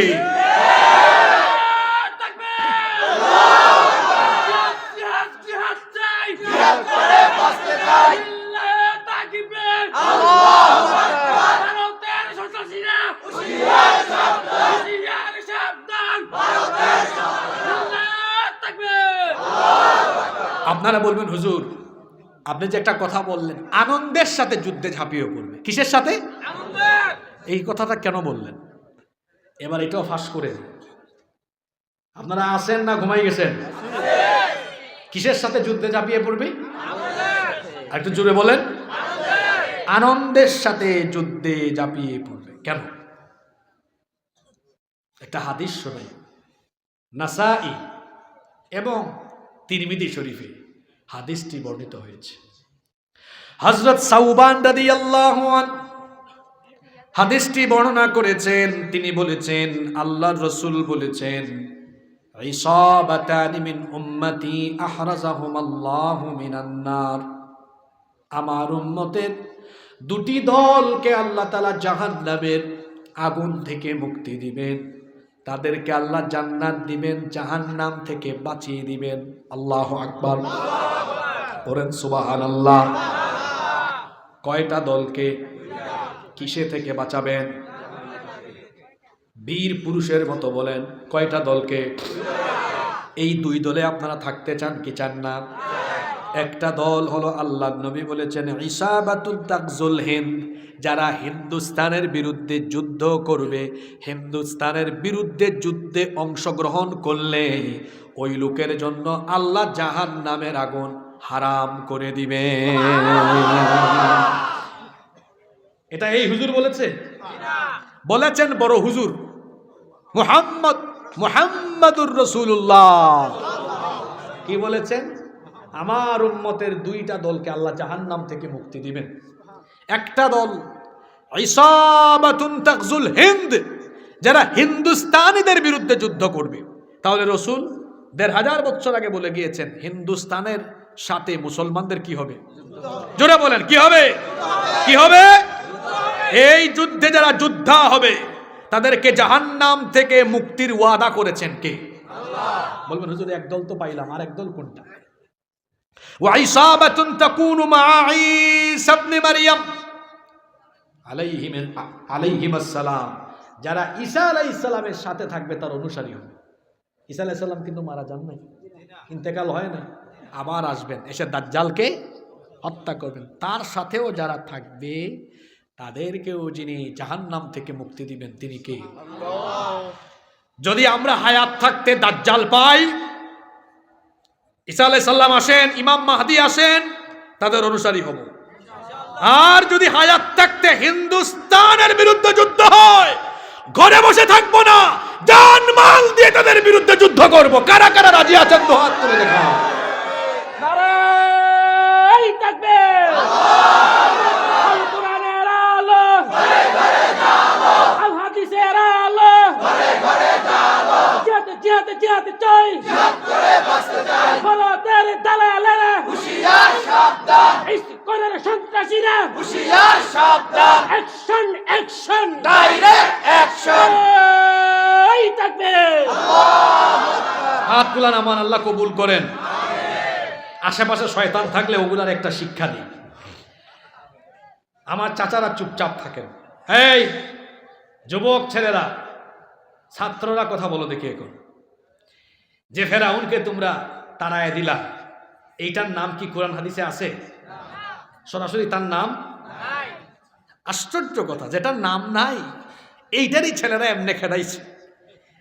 আর হিন্দুস্তানিদের কথা হাদিসে আছে। তো বুঝতেছেন এই যুদ্ধটা কেমন হবে? বুঝতেছেন কেমন হবে? এই যুবকদেরকে আগের ফেরাউনরা গুলি করে করে আটকাতে পারে নাই ঘরে। পুলিশ বলেছে, স্যার কত গুলি করব, একটারে মারি, কয়টা দাঁড়ায়? ভুলে গেছেন নাকি ওইটা? কয়টা দাঁড়ায়? এদের কথা কুরআনেও নাই, হাদিসেও নাই। শুধু ক্ষমতার অপব্যবহার আর মানুষের উপর জুলুমের কারণে যদি একটারে মারলে চারটা দাঁড়ায়। হিন্দুস্তানের বিরুদ্ধে যুদ্ধ হবে, এটা হাদিসে আছে। এটা জানার পরে বাংলাদেশের লক্ষ কোটি যুবকেরা একটা বললে চারটা নয়, লক্ষ লক্ষ লক্ষ লক্ষ দাঁড়িয়ে যাবে। মোকাবেলা করতে পারবা না, আগুন নিয়ে খেলার চেষ্টা করো না, আগুনে পুড়ে নিজেই ছারখার হয়ে যাবে। এবার আসেন, বলছিলাম না আশেপাশের শয়তানগুলার একটু শিক্ষা দেই। একদিকে আল্লাহর ওয়াদা, কুরআনের আয়াত দিয়ে বললাম, রসুলের হাদিস দিয়ে বললাম, বিজয় হবে কাদের? এখন দুনিয়ার কিছু বাস্তবতা দেখাই। ভারতের সাথে বাংলাদেশের যুদ্ধ হলে ভারত কোনোদিনও পারবে না। এর কারণ আছে, ভারত বিরোধী সব মিত্ররা এরা আমাদের আশেপাশেই আছে, বুঝেন নাই? চীন আছে, আর আমাদের পাশের দেশের কথা না বললাম, ওইটা বললেই একদল খালি অন্যদিকে নেয়, আছে না? ওই দেশ বাদ দিলেও আরো আছে গো, কি আছে? চীন। আচ্ছা ওইটা বাদ দিলাম, ওদের যেহেতু জ্বালাপুরা আছে, কি আছে? চীন আছে, রাশিয়া আছে। ভারত বিরোধী আরো অনেক মিত্র আমাদের আছে, আর তাদের তো 7 সিস্টার এমনিতেই ঝুঁকিতে আছে। ইউনূস সাহেবকে বলবো তাড়াতাড়ি লালমনিরহাটের সামরিক বিমান ঘাঁটি কাজ দ্রুত শেষ করে এটা চালু করেন। এটা দিয়ে ভারতকে আমরা আমাদের সামনে নতজানু করে রাখবো। বেশি কথা বলবো, ওই শিলিগুড়ির করিডোর দিয়ে সামরিক হামলা চালিয়ে কয়েক মিনিটে 7 সিস্টারকে আলাদা করে দেওয়া হবে। এর আগে তো ভারতের 5টা গোলামরা ছিল, এই সামরিক বিমান ঘাঁটি এটা করতে পারেনি। আপনারা জানেন কিনা এটা? লালমনিরহাটে ওই ব্রিটিশদের আমলে এশিয়ার সবচেয়ে বড় বিমান ঘাঁটি ছিল কোথায়? লালমনিরহাটে। এটা 47 সালের পর থেকে, 47-এ যখন ব্রিটিশরা চলে গেল, এরপরে ওকেজু 71-এর পরে 72-এ এটা চালু হওয়ার কথা ছিল, কিন্তু অজানা এক কারণে, অজানা কারণ কিন্তু জানেনি আপনারা, ওদের আদেশে, ওদের হুকুমে এটা বন্ধ ছিল। ইউনূস সাহেবকে বলবো, আপনি জাতীয় ঐক্যের ডাক দিয়েছেন, এদেশের মানুষ আপনার সাথে আছে, অচিরেই এই বিমান ঘাঁটি উদ্বোধন করেন। ভারতকে বুঝিয়ে দেওয়া দরকার, আমরা তাদের সেবাদাস নই। বন্ধুত্বপূর্ণ আচরণ করলে, ন্যায্যতা সমতার ভিত্তিতে চললে তাদের সাথে সম্পর্ক থাকবে, আর প্রভুগিরি দাদাগিরি দেখালে বরদাস্ত করবে না দেশের মানুষ। ইদানিং কি বলে জানেন? যদিও আজকে দেখলাম গলার সুর নরম, না খাইয়া মরতেছে। অভুক্তের দল গত 1 সপ্তাহ কয় আমরা সীমান্ত অবরোধ করে দিব, আলু দিব না, চিনি দিব না। এ আলু আর চিনি কি তোর বাপের নাকি রে? রিজিক দিয়ে আমাদেরকে মারবে। রিজিক দাতা কে? আল্লাহ। মনে রাখবেন, রিজিকের ফয়সালা কে করেন? আল্লাহ। কালকে সকালের খাবার সিদ্ধান্ত নিয়েছেন ঘরে খাবেন, এমনও হতে পারে হাসপাতালে খাওয়া লাগতে পারে। আমি গত বছর জানতামও না যে আজকে 5 তারিখ এখানে এসে রাতের খাবার খাবো। এই যে আমার ভাই 3-4 আমার সাথে ফোনে অনেকবার হয়েছে কথা, খালি অভিযোগ আর অভিযোগ। আপনি আশেপাশে সবাই সময় দেন, আমারে দেন না। এবার এসেছি, আলহামদুলিল্লাহ, খুব মহব্বতের মানুষ।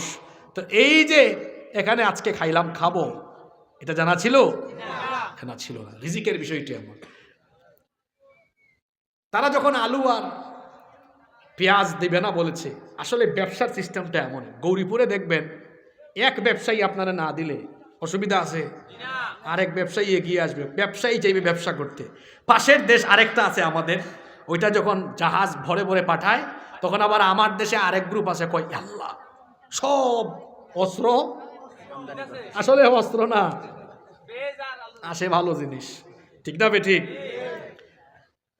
তোমাদের আলু আর পেঁয়াজের বড় কাস্টমার আমার বাংলাদেশ। কি বলেন?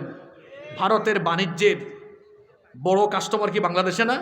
তো তোমরা যদি বাংলাদেশে রপ্তানি করতে না পারো, আমাদের কি ঠেকা পড়ছে? লস্কার। আমি এক সপ্তাহ আগে ওই শরীয়তপুরে সেদিন মাহফিল ছিল, এই যে বিজেপি নেতা শুভেন্দু না কি জানি তার নাম, সে ওই দিন পেট্রোপোল সীমান্তে বলেছিল আলু দিব না, পেঁয়াজ দিব না, আটকায় রাখবো। আমি শরীয়তপুরে ওই দিন ভেতরগঞ্জে মাহফিলে বলেছিলাম, না দিলে নাই, তোরা না খাইয়া মরবি এক সপ্তাহের মধ্যে। আর আমি বাংলাদেশের মানুষকে বলেছিলাম আপনারা সবুর করেন, এক সপ্তাহ পরে আপনাদের পা ধরবে। আজকে দেখলাম টিভি চ্যানেলে ব্যবসায়ীরা হাহাকার করতেছে, আমাদের ব্যবসা বাণিজ্য, কলকাতার হোটেলে কোনো কাস্টমার নাই, পর্যটন খাত শেষ, হাসপাতালে ভারতের পতাকাকে প্রণাম করলে চিকিৎসা দেওয়া হবে, নইলে দেওয়া। এখন হাসপাতাল কর্তৃপক্ষের ব্যবসা লস। আজকে দেখলাম তারা ঘোষণা দিয়েছে বাংলাদেশিদেরকে কোনো হাসপাতাল 10%, কোনো হাসপাতাল 30% ছাড় দিবে। অনেকে আবার বিশেষ হেল্পলাইন চালু করেছে, কুত্তার লেজ বাঁকা থাকলে কেমনে সোজা করতে হয় আমরাও জানি। তোরা যদি আমাদেরকে চিকিৎসার জন্য ঢুকতে না দিস তা আমাদের কি, তোদের পণ্য না দিলে আমাদের কি? এমনি তোদের টয়লেট নাই, স্যানিটাইজেশন ব্যবস্থা ভালো না। যদি বাংলাদেশের কোটি কোটি কাস্টমার তোরা হারিয়ে বসিস, তাহলে না খেয়ে তোদেরকে মরতে হবে। কি আপনারা কি রাগ করলেন নাকি? কুত্তার লেজ বাঁকা থাকে, এটা সোজা করার জিনিস আমাদের কাছে। ভারতকে আমরা বলবো, এই ছেলেরা হাসতেছ কেন? সাবধান হয়ে যান, সাবধান হয়ে যান, অধ্যতাপূর্ণ আচরণ বন্ধ করুন, আর যত ধরনের উস্কানি দিচ্ছেন তা বন্ধ করুন। এবং আমার দেশের বিরুদ্ধে, স্বাধীনতা সার্বভৌমত্ব ক্ষুণ্ণ করার মতো যত কথা বলেছেন, অবশ্যই আমার দেশের কাছে মাফ চাইতে হবে। কোথায় ছিলাম মনে আছে? আবার একটু মনে করে দিই। ইয়া আইয়ুহান নাবিয়্যু হাসবুকাল্লাহু ওয়া মানিত্তাবা'আকা মিনাল মুমিনিন। হে নবী, আপনি এবং আপনার অনুসারী মুমিনদের জন্য যিনি যথেষ্ট। গলার আওয়াজ বড় করে সবাই বলেন, তিনি কে? আল্লাহর উপর ঈমান থাকলে তিনি সাহায্য করবেন, যেভাবে বদরে আল্লাহ সাহায্য করেছেন। তবে হ্যাঁ, কোয়ালিটিটা থাকবে এমন, আল্লাহর উপর ঈমান থাকবে এমন যে আমি আমার আল্লাহর পথে নিজেকে উজাড় করে দিব। যে ব্যক্তি আল্লাহর পথে নিজেকে উজাড় করে দেয়, বলেন তো দেখি তার কোনো লস আছে নাকি? সবাই আমার দিকে তাকান, কে কে মরবেন না দেখি হাত তোলেন। সবাই মরবে, ঠিক না বেটি? কোন দিন মরবেন জানেন না, কারণ জীবনের নাই কোনো ওয়ারেন্টি, জীবনের নাই কোনো। মরবেন, কিভাবে মরবেন সেটাও জানেন না। গাড়ির চাপায় মরবেন, না বিছানায় মরবেন, না হাসপাতালে মরবেন, কিছুই আপনি জানেন না। কিন্তু মরণ একদিন হবেই হবে। সবচাইতে শ্রেষ্ঠ মরণ হলো শাহাদাতের মরণ। হাসপাতালে মরেন, রাস্তাঘাটে মরেন, বাড়িতে মরেন, আর বিছানায় মরেন।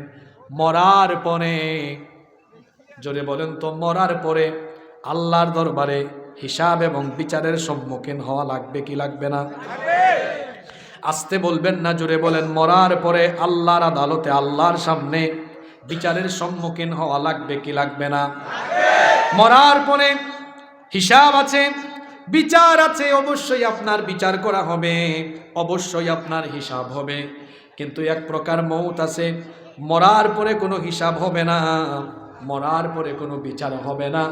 বিনা হিসাবে, বিনা বিচারে আল্লাহ জান্নাত দিবেন। অর্থাৎ যে ব্যক্তি আল্লাহর পথে শহীদ হবে, আল্লাহর পথে জীবন দিবে, তার কাছ থেকে আল্লাহ হিসাব না নিয়ে বিনা বিচারে, বিনা হিসাবে আল্লাহ তাকে জান্নাত দিয়ে দিবে। আরো আসতে বলেন সুবহানাল্লাহ। তাহলে যে মৌতের পরে কোনো হিসাব নাই, বিচার নাই, সেটা হলো শহীদি মৌত। জোরে বলেন, সেটা কি মৌত? শহীদের মর্যাদা আল্লাহর কাছে এত বেশি, আল্লাহর নবী বলেছেন, লিশ-শাহীদি ইনদাল্লাহি সিত্তু খিসাল। আল্লাহর নিকট একজন শহীদের পুরস্কার বা তার মর্যাদা হলো মোট 6টা। কথা বুঝে থাকলে বলেন, আল্লাহর কাছে শহীদের পুরস্কার বা মর্যাদা মোট কয়টা? নাম্বার 1, 1 নাম্বার, ইউগফারু লাহু ফি আউয়ালি দাফাতিন ওয়া ইয়ারা মাকআদাহু মিনাল জান্নাহ। একজন শহীদ যখন পৃথিবী থেকে চলে যায়, তার দেহ থেকে, শরীর থেকে প্রথম রক্তের ফোঁটা বের হয়ে মাটিতে পড়ার আগে তার সমস্ত গুনাহগুলো মাফ হয়ে যায়। শুধু তাই নয়, তার দেহ থেকে যখন প্রাণ চলে যায়, জান্নাতের দৃশ্য তার চোখের সামনে তুলে ধরা হয়, আর জান্নাতের চিত্র দেখতে দেখতে সে দুনিয়া থেকে বিদায় নিয়ে নেয়। 2 নাম্বার, ওয়ায়ুজারু মিন আযাবিল কবর। শহীদকে আল্লাহ তাআলা কবরের শাস্তি থেকে হেফাজত করবেন, কবরের আযাব থেকে আল্লাহ তাকে পরিত্রাণ দিয়ে দিবেন। 3 নাম্বার, ওয়ায়ামানু মিনাল ফাজাইল আকবার। কিয়ামতের দিন যখন সকল মানুষ ভীতির মধ্যে থাকবে, শহীদদেরকে আল্লাহ তাআলা সকল ভয় ভীতি থেকে নিরাপত্তা দান করে দিবেন। 4 নাম্বার পুরস্কার হলো ওয়ায়ুদাউ আলা রাসিহি তাজুল ওয়াকারিল ইয়াকুতুহু মিনহা খায়রুম মিনাদ দুনিয়া ওয়া মা ফিহা। শহীদকে ইয়াকুত পাথরের তৈরি মাথার মুকুট আল্লাহ তার মাথায় পরিধান করাবেন। 5 নাম্বার, ওয়াইজাওয়াজু 72 যাওজাতুম মিনাল হুরিল আইন। সুনয়না ডাগর ডাগর চক্ষু বিশিষ্ট 72 জন হুরের সঙ্গে আল্লাহ তাআলা শহীদের বিয়ে দিবেন। 6 এবং সর্বশেষ হলো ওয়ায়ুশাফা ফি 70 মিন আকারিবি। আল্লাহর নবী বলেছেন, তার আত্মীয় স্বজনের কমপক্ষে 70 জনের জন্য সে আল্লাহর দরবারে সুপারিশ করতে পারবে। এই জন্য আল্লাহর রাসূলের সাহাবীরা শহীদ হওয়ার জন্য ব্যাকুল ছিলেন, শহীদ হওয়ার জন্য তারা পাগল পারা ছিলেন। একটা ঘটনা শোনায় আমরা শেষের দিকে যাব। ঘটনাটা কি বলবো? যুবক ভাইরা আপনারা আছেন না ঘুমাই গেছেন? ঘটনাটা আপনাদের জন্য, আজকে আপনাদের জন্য। যুগে যুগে দ্বীনের জন্য যুবকরা সবচেয়ে বেশি অবদান রেখেছে, রক্ত দিয়েছে, জীবন দিয়েছে। এই যে 24-এর আন্দোলনে, অভ্যুত্থানে যুবকরা সবচেয়ে বেশি অবদান রেখেছে, ঠিক কিনা? যুগে যুগে এভাবে দ্বীনের জন্য যুবকেরা রক্ত দিয়েছে। আর ইসলামের জন্য, ইসলামের এই মেরুদণ্ড যুবকেরা শহীদ হওয়ার জন্য কত পাগল পারা ছিলেন। আমার কলিজার টুকরা যুবক ভাইরা, আপনাদের জন্য বলছি, আপনাদের মতো একজন যুবক ছিলেন, বয়সের তরুণ ছিলেন, একজন সাহাবী। তার নাম হলো জুলাইবিব রাদিয়াল্লাহু আনহু। নামটা কি বললাম? ওই আলফা জেনারেশনের পুলাইটা ঘুমায়, তোমার জন্য একটা কিচ্ছা বলে যাচ্ছে, ঠিক আছে? ঘুমায়ও না। নামটা কি বলেছি? জোরে বলেন। জুলাইবিব। কি সুন্দর ছেলে, কথা বলো না কেন? নাম কি বলছি? তুমি তো ছবি তুলছিলে আমার সাথে। আমি যারা একবার দেখি তার চেহারা মনে রাখি তো। বলো নাম কি? মেধাবী ছেলে, মাশাআল্লাহ। এই যে তার মতো ইয়াং, আমার মতোই যুবক, তরুণ একজন সাহাবী জুলাইবিব, তার তো চেহারা সুন্দর। জুলাইবিবের চেহারা সুন্দর ছিল না, কুচকুচে কালো, নাকটা চ্যাপটা, ঠোঁটগুলো মোটা মোটা, অত্যন্ত কালো রঙের মানুষ ছিলেন। একবার তাকালে আরেকবার তাকাইতে মন চাইতো না। অত্যন্ত গরিব, ভিটা মাটি নাই, ঘর বাড়ি কিছুই নাই। মসজিদে নববীতে আহলে সুফায় তিনি থাকতেন। আসমান ছিল তার শামিয়ানা, মাটি ছিল তার বিছানা। কেউ কোনো খাবার খেয়ে উচ্ছিষ্ট ফেলে দিলে সেই উচ্ছিষ্ট খাবার তিনি গ্রহণ করে বেঁচে থাকতেন। পানি পানের জন্য কোনো একটা গ্লাস বা পানপাত্র ছিল না, কুয়ায় গিয়ে হাতের অঞ্জলি ভরে পানি পান করতেন। এত গরিব মানুষ তিনি ছিলেন। আল্লাহর নবী একদিন মসজিদে নববীতে কিছু সাহাবীদেরকে নিয়ে বসে আছেন। এমন সময় জুলাইবিব রাদিয়াল্লাহু আনহু পাশ দিয়ে হেঁটে যাচ্ছেন। আল্লাহর নবী সাহাবীদেরকে বললেন, এই যে হেঁটে যাচ্ছে, একে কে তোমরা চেনো নাকি? গরিব ঘরের মানুষ, ভিটামাটি নাই, কিছুই নাই, অখ্যাত বংশের হওয়ায় তাকে কেউ একটা তেমন চিনত না। কিন্তু নেতৃত্বের গুণাবলী কেমন থাকা চাই শোনেন। একজন সর্বনিম্ন পর্যায়ের কর্মীর খবরও নেতার কাছে থাকা লাগবে, যেই গুণটা ছিল আমার নবীর। সুবহানাল্লাহ। আমার নবী বললেন, তোমরা তাকে না চিনলে কি হবে, আমি তো তাকে চিনি, সে আমার প্রিয় সাহাবী জুলাইবিব। সুবহানাল্লাহ। আল্লাহ নবী ডাক দিয়ে বললেন, ইয়া জুলাইবিব, হে জুলাইবিব, আলা তাতাজাওয়াজ, তুমি কি বিয়ে করবে না? জুলাইবিব বললেন, ওগো আমার রাসূল, আমার মতো কুচকুচে কালো চামড়ার অধিকারী এই অসুন্দর মানুষের কাছে, গরিব মানুষটার কাছে কে তার মেয়ে বিয়ে দিবে? এই কথা বলে তিনি চলে গেলেন। দ্বিতীয় দিন আল্লাহ নবী সেম প্রশ্ন করলেন, জুলাইবিব সেম উত্তর দিলেন। তৃতীয় দিন আল্লাহ নবী একই প্রশ্ন করলেন, জুলাইবিব একই রকমের উত্তর দিলেন। তৃতীয় দিন নবীজি জুলাইবিবকে কাছে ডাকলেন, ডেকে বললেন, হে জুলাইবিব, আমার অমুক আনসারী সাহাবীর বাড়িতে যাও। আমার এই আনসারী সাহাবী বড় ধনী মানুষ, তবে বড় ভালো মুসলমান। তাদের ঘরে একটা সুন্দরী কন্যা আছে, সুন্দরী মেয়ে আছে। আমার তরফ থেকে বিবাহের প্রস্তাব নিয়ে যাও। গিয়ে বলো, রাসূল প্রস্তাব দিয়েছেন তোমার সাথে যেন তারা তাদের সুন্দরী মেয়েকে বিয়ে দেয়। জুলাইবিব রাদিয়াল্লাহু আনহু ওই বাড়িতে গিয়ে দরজায় নক করলেন। ওই সাহাবী দরজা খুললেন, জিজ্ঞেস করলেন কে? তখন সালাম দিয়ে তিনি বললেন, আমি জুলাইবিব, আমাকে আল্লাহর রাসূল পাঠিয়েছেন। এই কথা শোনা মাত্রই তাকে ঘরের ভেতরে ঢুকানো হলো। তিনি জিজ্ঞেস করলেন, রাসূল যেহেতু পাঠিয়েছেন, সম্ভবত কোনো গুরুত্বপূর্ণ পয়গাম দিয়ে পাঠিয়েছেন। তিনি বললেন, হ্যাঁ, গুরুত্বপূর্ণ পয়গাম আছে। আল্লাহর রাসূল আপনাদের মেয়ের বিবাহের জন্য প্রস্তাব দিয়েছেন। ওই সাহাবী মনে করলেন সম্ভবত রাসূল নিজে বিয়ে করতে চাচ্ছেন। বলেন, আমার কোনো আপত্তি নাই, রাসূলকে গিয়ে জানিয়ে দাও আমার মেয়েকে তিনি বিয়ে করতে পারবেন, আমার কোনো আপত্তি। জুলাইবিব বললেন, না, রাসূল নিজের জন্য প্রস্তাব দেন নাই, প্রস্তাব দিয়েছেন আমার জন্য। এখন ওই সাহাবী জুলাইবিবের মাথা থেকে পা পর্যন্ত একবার দেখে নিলেন। দেখতে, জোরে বলেন, গায়ের চামড়া কালো, এসেছেন ছেঁড়া কাপড় চোপড় গায়ে, উস্কো খুস্কো চুল, ধুলাবালি যুক্ত বদনের শরীরে এখানে এসেছেন। রাসূল পাঠিয়েছেন, সাহস করে কিছু বলতেও পারছেন না। শুধু এই কথাটা বললেন, অপেক্ষা করেন, আমি একটু ঘরের ভিতরে আমার বিবির সাথে পরামর্শ করি। দেখবেন বাড়িতে কোনো বিবাহের প্রস্তাব আসলে পুরুষের চাইতে মহিলারা ফটর ফটর করে বেশি। তিনি যখন ঘরের ভেতরে গেলেন, তার বিবিকে যখন সব বললেন, তার বিবি বললেন, অসম্ভব, এটা হতেই পারে না। এইরকম একটা কুচকুচে কালো গরিব ছেলের সাথে আমাদের সুন্দরী মেয়ের বিয়ে হতে পারে না। ঘরের ভেতর থেকে তাদের সুন্দরী কন্যা সব শুনে ফেলেছে। শুনে বলল, আমার বাবা মা, এত বড় দুঃসাহস আপনাদের কি করে হলো? আল্লাহর রাসূলের প্রস্তাব ফিরায় দিচ্ছেন। আল্লাহু আকবার। পিতামাতা তখন বললেন, আমাদের আদরি মেয়ে, শোনো, তুমি না দেখে কথা বলছো, একটু পর্দার আড়াল থেকে দেখে নাও, ছেলেটাকে দেখলে তোমার বিবাহের রুচি নষ্ট হয়ে যাবে।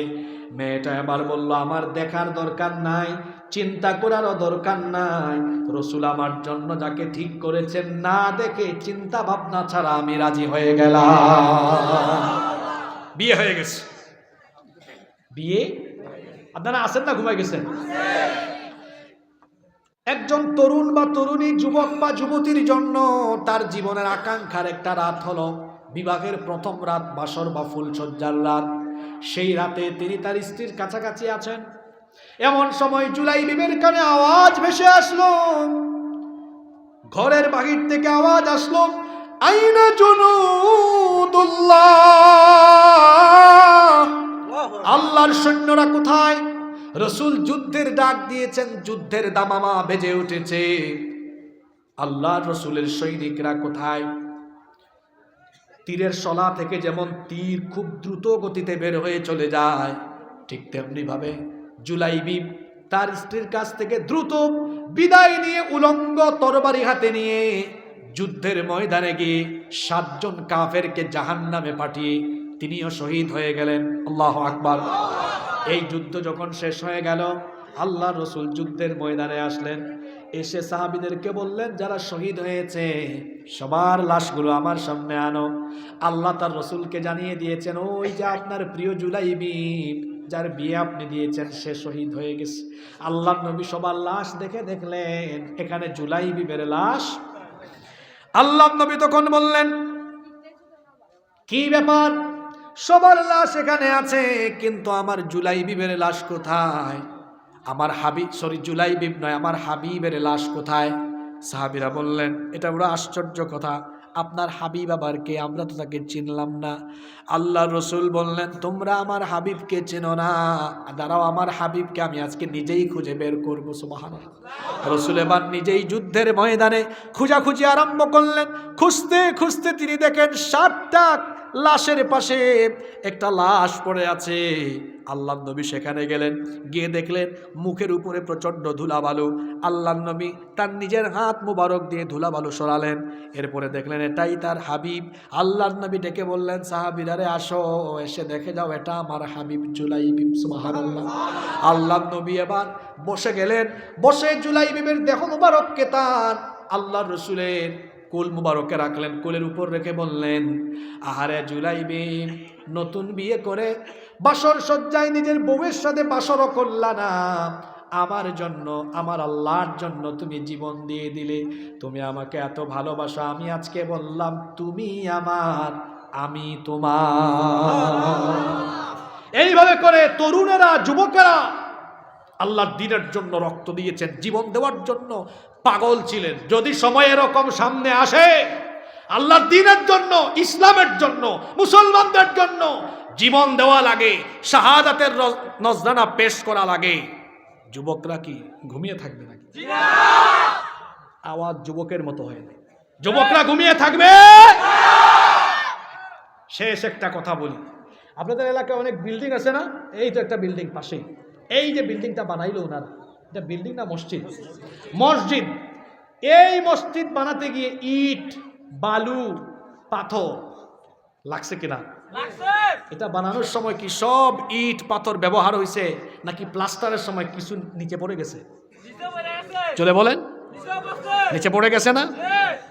একটা বিল্ডিং বানাতে গেলে যেমন ইট, বালু, সিমেন্ট কিছু কিছু নিচে পড়ে যায়, মাটিতে পড়ে যায়, ইসলামের ইমারত, ইসলামের বিল্ডিং নির্মাণ করতে হলে আমার মতো, আপনার মতো, আপনাদের মতো লক্ষ কোটি মানুষকে হয়তো জীবন দিয়ে শহীদ ঈদগাহে শামিল হওয়া লাগতে পারে। শাহাদাতের এই শ্রেষ্ঠ মৃত্যুকে আলিঙ্গন করতে কারা কারা প্রস্তুত থাকবেন? 2 হাত তুলে আজকে আল্লাহরে দেখা।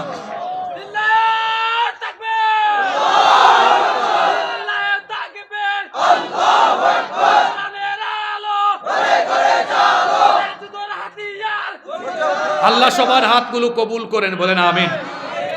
সূরা আনফালের কত নম্বর আয়াত? জোরে বলেন, কত নম্বর আয়াত? 64 আর 65 নম্বর আয়াত। দেশের এই প্রেক্ষাপটে উত্তেজনাকর পরিস্থিতিতে আমরা আলোচনা করে বুঝলাম ভয়ের কোনো কারণ নাই। আমাদের সাথে আছেন কে? জোরে বলেন, আছেন কে? ওরা তো এমনি মুশরিক, আল্লাহর সাথে শিরিক করে। আল্লাহর সবচেয়ে বড় দুশ্মন কারা? মুশরিকরা। আল্লাহর সবচেয়ে বড় দুশ্মন কারা? এমনিতেই তোরা আল্লাহর দুশ্মন, সাথে যদি আমাদের সাথে দুশ্মনী করে দুশ্মন হস, 2 গ্রুপ একসাথে লাগলে মাঝখান দিয়ে ফেরেশতা আসবে, কি যে হয় আল্লাহই ভালো জানে, ঠিক কিনা? আজ আপনাদেরকে শুধু এই কথা বলে যাব, কেউ আমরা ভীত বিহব্বল থাকবো না, আমরা ঈমান নিয়ে বাঁচবো, ঈমান নিয়ে মরবো। মনে রাখবেন, আজকের শিরোনাম আবার মনে করিয়ে দিচ্ছি, কোয়ান্টিটি দিয়ে নয়, বিজয় আসে কি দিয়ে? জোরে বলেন, কি দিয়ে?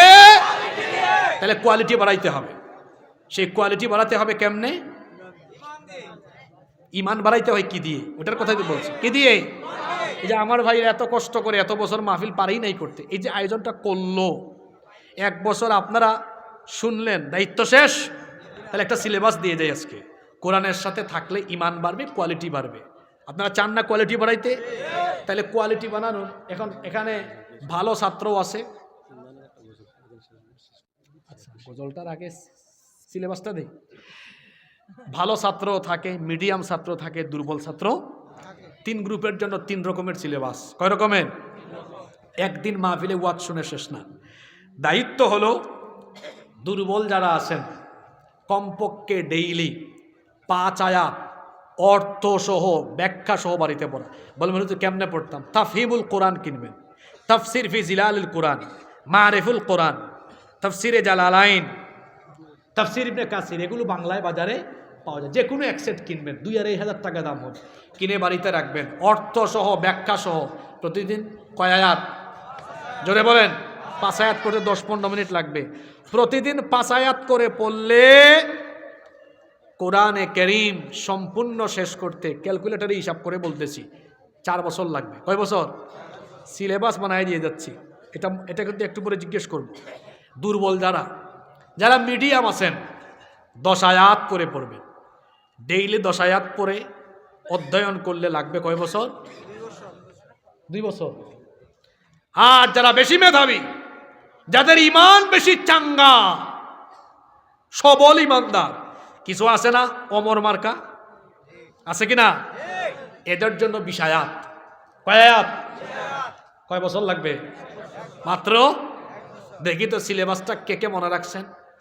5 করে হইলে, মেধাবী আছে গো, 5 করে হইলে, 10 করে হইলে, 20 করে হইলে। এই সুন্দর ছেলেটা, দাঁড়াও, তোমার খুব সাহস, দাঁড়াও তুমি। আব্দুল্লাহ, খুব সুন্দর নাম, তুমি সবাইরে শোনায় দাও। বলো তো 5 করে হইলে কয় বছর? মাশাআল্লাহ, মেধাবী ছেলে।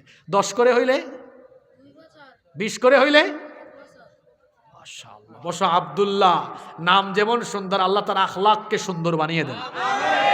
কি মেধাবী ছেলে এটা! এটা আলফা জেনারেশন, সামনে আসবে। আল্লাহ তাকে কবুল করেন। যুবক ভাইরা আমারে আরেকবার বলেন, 5 করে হইলে, 10 করে হইলে, 20 করে হইলে। যুবকরা বলেন আপনারা কোনটা? 5, 10 না 20-এ থাকবেন? জোরে বলতে হবে, জোরে। তো 20 হলে তো কাম হয়েছে। আগামী বছর কমিটি জিজ্ঞেস করবেন কাদের কাদের একবার কোরআন অর্থ সহ ব্যাখ্যা সহ পড়া শেষ হয়েছে। দায়িত্ব আপনাদেরকে দিয়ে গেলাম ইনশাআল্লাহ। 5, 10 বা এই কথাটা গিয়ে বাড়িতে ঘরের সাথে আলোচনা করবেন যে হুজুর সিলেবাস দিয়ে গেছে প্রতিদিন কোরআন পড়ার। কত কত? 5, 10 বা 20। পারবেন? কারা কারা পারবেন না হাত তুলেন। মনোযোগ আছে, মাশাআল্লাহ। আল্লাহ সবাইকে কবুল করে।